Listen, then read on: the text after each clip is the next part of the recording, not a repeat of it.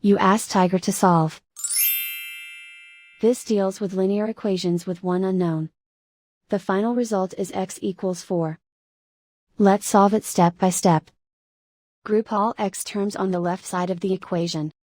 Add x to both sides. Group like terms. Simplify the arithmetic. Group like terms.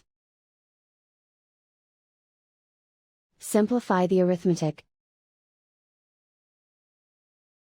Group all constants on the right side of the equation. Add 9 to both sides. Simplify the arithmetic.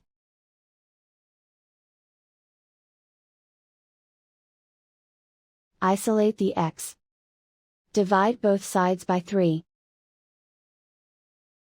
Simplify the fraction. Find the greatest common factor of the numerator and denominator. Factor out and cancel the greatest common factor. And so the final result is x equals 4.